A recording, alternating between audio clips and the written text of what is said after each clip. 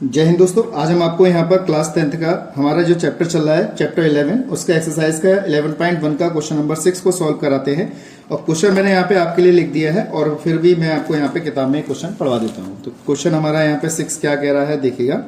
तो ये कह रहा है 15 सेंटीमीटर त्रिज्या वाले एक वृत्त की कोई जीवा केंद्र पर 60 डिग्री का कोण अंतरित करती है। यानी कि त्रिज्या हमें यानी कि आर का मान हमें 15 सेंटीमीटर दे रखा है और थीटा का मान यहाँ पे 60 डिग्री दे रखा है। संगत लघु और दीर्घ वृत्तखंड के क्षेत्रफल हमें यहाँ पे ज्ञात करने हैं। आपको पाई का मान 3.14 लगाना है और √3 का मान 1.73 का प्रयोग करना है। Question number 6 UP board exam में कई बार पूछा गया है। आप अनसोल्ड पेपर में इसको कई बार देख सकते हैं, चेक कर सकते हैं। कई बार पूछा गया और 6 नंबर में ये बोर्ड एग्जाम में आया है। ठीक है दोस्तों, तो देरी ना करते हुए स्टार्ट करते हैं। अगर चैनल पहली बार आए चैनल को सब्सक्राइब कीजिएगा, वीडियो को ज्यादा शेयर कीजिएगा और कमेंट करके जरूर बताइएगा। ठीक है दोस्तों, तो कैसे करते हैं क्वेश्चन देखिएगा। तो देखिए दोस्तों, यहाँ पे हमें क्या क्या चीज दे रखी है। आर का मान यहाँ पे हमें दे रखा है 15 सेंटीमीटर। तो यहाँ पे आर की वैल्यू हम लिख लेंगे यहाँ पर 15 सेंटीमीटर। थीटा का मान हमें यहाँ पे दे रखा है दोस्तों, यहाँ पे 60 डिग्री दे रखा है। तो यहाँ पे थीटा का मान हमने 60 डिग्री लिख दिया। आंतरिक कोण संगत लघु और दीर्घ वृत्तखंड के क्षेत्रफल हमें ज्ञात करने हैं। तो सबसे पहले हम ज्ञात करते हैं पहला वाला संगत लघु। ठीक है दोस्तों, तो संगत लघु यहाँ पे लिख देंगे वृत्तखंड का क्षेत्रफल। तो कितना होता है, मैंने आपको सारे सूत्र लिखवा रखे हैं। r² theta pi upon 360 minus का साइन थीटा अपॉन 2, ये हमारा क्या होता है, इसका फॉर्मूला होता है। तो आपको अच्छी तरह फॉर्मूले सारे अच्छी तरीके से याद होने चाहिए, तभी आपको ये सवाल अच्छी तरीके से कर सकते हैं। तो r की वैल्यू हमारे पास 15 दे रखी, तो यहाँ पे मैंने 15 का स्क्वायर लगा दिया। थीटा का मान हमारे पास 60 दे रखा है। पाई का मान हमें लगाना है 3.14, यहाँ पे हमारे पास 360 रहेगा ये। और थीटा की वैल्यू हमारे पास दे रखी है 60 डिग्री और अपॉन में कितना 2। तो मैंने यहाँ पे देखिए यहाँ तक इसको सारी वैल्यू यहाँ पे पुट कर दी।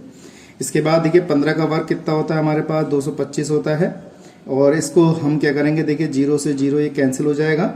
और कैंसिल होने के बाद देखिए 6 कम 6 और 6 36 इस तरीके से लगा। तो 3.14 अपॉन में 6 माइनस का साइन इसका मान कितना होगा हमारे पास, ये देखिए 1/2 तो रहेगा ही। साइन 60 का मान होता है √3/2। इस तरीके से मैंने सारी वैल्यू यहाँ पे लिख दी। और उसके बाद हमारे पास 225 ये है ही। इसको आप काटना चाहे तो काट सकते हैं। कितनी बार कट जाएगा हमारे पास, ये 2 से कट जाएगा, 2 3 6 और ये मैंने काटा 2 एकम 2 इस तरीके से 0.57। तो हमारे पास क्या बचा 1.57 अपॉन में 3 माइनस का √3 अपॉन में कितना 4। इस तरीके से मैंने यहाँ पर लिख लिया। ठीक है दोस्तों, अब यहाँ पे हमें √3 का मान लगाना है। √3 का मान हमें दे रखा है, कितना दे रखा है 1.73। तो यहाँ पे लिखते हैं, देखिए 225 तो ये हमारा ऐसे ही रहेगा, 1.57 ये है अपॉन में 3 माइनस का इसकी वैल्यू 1.73 हमने लगा ली और बटे में कितना आ गया 4। अगर आप चाहे तो इसमें आप एलसीएम भी ले सकते हैं। तो एलसीएम अगर लेना है तो एलसीएम कैसे लेंगे, तो यहाँ पे देखते हैं कितना हो जाएगा 225 और एलसीएम कितना आ गया 4 3 12। एलसीएम कितना आ जाएगा दोस्तों 4 3 12 आ जाएगा। हमने यहाँ से देखिए इसकी गुणा करेंगे तो 1.57 मल्टीप्लाई कितना 4 माइनस का ये हो जाएगा 1.73 मल्टीप्लाई कितना आ जाएगा 3। इस टाइप से मल्टीप्लाई करेंगे और यहाँ पे मैं लिख देता हूँ 225 और इसकी इससे गुणा करेंगे तो 7 दूनी ये हो जाएगा। मल्टीप्लाई करके सबको अच्छी तरीके से आ जाएगा, कितना आएगा मल्टीप्लाई करके देखिएगा। तो देखिए दोस्तों यहाँ पे 7 चौक 28 यानी कि हमने इस टाइप से लिखा और 2 और 6 ये आया मल्टीप्लाई करके, माइनस इसकी मल्टीप्लाई से करेंगे 3 3 9 7 3 21 और 3 एकम 3 और 5 5.19 ये आ जाएगा। और बटे में कितना हमारे पास 12 दे ही रखा है। ठीक है, इस तरीके से आया। अब इसमें से इसको घटा दीजिए, तो घटाने पे हमारे पास संख्या क्या बचेगी, तो 225 मल्टीप्लाई घटाएंगे इसमें से 18 में से ये जाएगा तो हमारे पास बचेगा 1.09 और अपॉन में कितना आ गया 12। मल्टीप्लाई करेंगे इसकी, हम मल्टीप्लाई करने पे कितना आ जाएगा हमारे पास दोस्तों, मल्टीप्लाई करनी आपको सही से आनी चाहिए, एक एक पॉइंट का इसकी गुणा इससे कर देंगे हम। तो गुणा करके हमारा आएगा 245.25 अपॉन में 12। जब इसको भाग ये इसको और काट देंगे तो काटने पर हमारे पास आएगा 327 बटे में 16। तो भाग करके आएगा 20.4375 सेंटीमीटर स्क्वायर। तो ये हमारा क्या है इसका आंसर। तो संगत लघु वृत्तखंड का क्षेत्रफल हमने यहाँ पे ज्ञात कर लिया। ठीक है दोस्तों, इसके बाद हमें दूसरा ज्ञात करना है इसमें दीर्घ वृत्तखंड का क्षेत्रफल। तो हम क्या करते हैं, दीर्घ वृत्तखंड वाले में से πr² में से ये वाली वैल्यू घटा देते हैं। तो इसको लिख देते हैं तो यहाँ पे लिखते हैं, जरा देखिएगा। तो यहाँ पे लिखेंगे हम संगत दीर्घ वृत्तखंड का क्षेत्रफल। तो इसको हम क्या करते हैं, पाई आर स्क्वायर में से इस वाले क्षेत्रफल को घटा देते हैं। तो कितना आया हमारे पास, आप चाहे तो ये वाली वैल्यू लगा सकते हैं, वरना यही लगा लीजिए 327 अपॉन में कितना 16, इसको लगा देंगे हम। तो यहाँ पे पाई की वैल्यू हमारे पास कितनी है, पाई की वैल्यू है 3.14 मल्टीप्लाई आर की वैल्यू कितनी है 15 का स्क्वायर, ऐसे लिखेंगे। और माइनस का ये कितना हो जाएगा हमारे पास, तो देखिए दोस्तों यहाँ इतना हो गया माइनस का 327 बटे में कितना 16।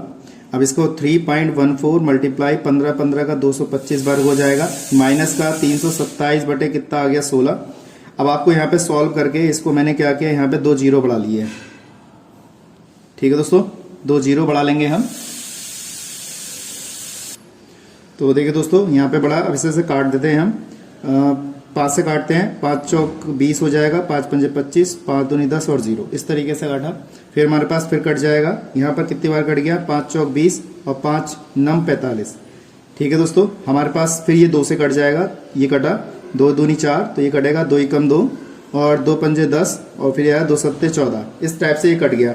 और हमारे पास क्या क्या बचा, 157 मल्टीप्लाई 2/2 और 327 अपॉन में 16, इस तरीके से संख्या बची हमारे पास। ठीक है दोस्तों, तो ये वाली संख्या बची, अब इनकी गुणा कर लेते हैं।